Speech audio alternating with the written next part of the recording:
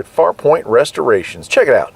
I've gotten a lot of questions about the X431 PRO ELITE. A lot of them having to do with programming keys and programming remotes. So I figured I'd walk you through it. I've got here a 2010 Toyota Sienna, and I'm just going to walk you through the process. You know, every car is going to be different. Some vehicles will need the immobilizer programming module. This one here and most won't need that.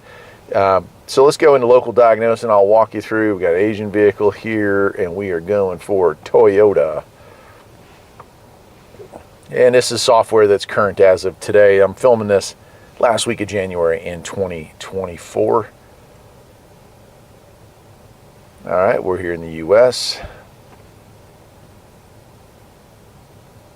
And programming these things can be quite easy with a tool like this, so I hope you guys enjoy this. A lot of questions on this. And of course, I don't know every single car, every single make, every single model, but what I can tell you is that, you know, for the most part, the work will be done pretty much like what I'm about to walk you through here.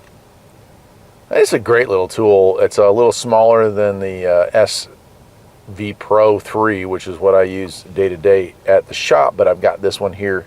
So we're going into special function. It's going to look at all the functions that we got here, and this will take a minute or two as it scans through. It's just looking like, what is your car equipped with? What is available? You know, what can we do to it? Because some cars are, you know, like, well, let's see, I don't even know if they still make it, but I'm thinking back, we had a Toyota Sienna CE, which was like the base model, cloth seats, manual seats. Did have power locks and power windows, but that was about it. The one I'm working on here is an XLE, which is literally the most loaded.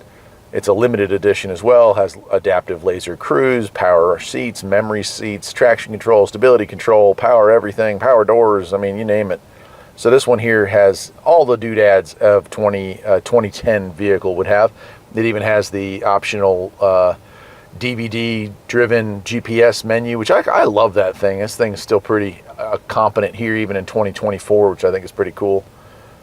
Okay, here we go, and of course this one has some stuff, throttle resets, oil light resets, but for today we're interested in key programming and immobilizer. So we will do key registration, and that's what we're going to mess with here. It says use this function to register a new transponder code. So I've got 2 new keys cut for this car. Of course the car is running right now with the one working key. This function registers a new transponder code by inserting a new key. Please follow the prompts. Welcome to the Transponder Code Registration Wizard. This function is used to register keys. Press OK. Step 1 of 3, remove key from key cylinder, insert key, and turn the ignition on, and then wait 120 seconds. Okay?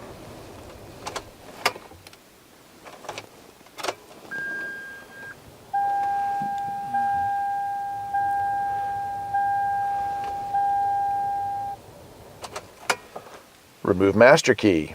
We're doing that.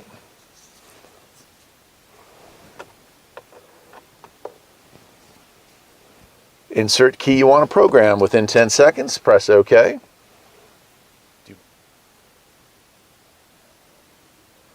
Here it says, now registering.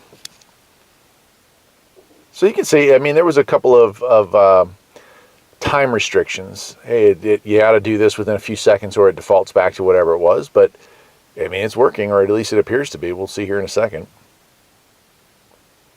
And I'll go through this again with the second key in case the camera didn't catch the angle quite right. The key should now start the vehicle. Press OK to start another key. Well, before we do anything, let's see if it starts. Hey, look at that. It works. Awesome. So there's our new key. Here is our old key that actually had a Toyota on. I'm going to go through it one more time with you because I do have another blank key here. And so we're going to go ahead and stick the Toyota key back in and we'll start the car. Okay. And we'll start from scratch again just so you understand how this works. Hopefully, I want to make sure that the camera's catching all this. Key registration function is here. Welcome to the transponder code registration. Here's my new key. Car is running with the old key. Press OK to proceed. It says remove key from cylinder, put key back in cylinder, turn ignition on, and press OK.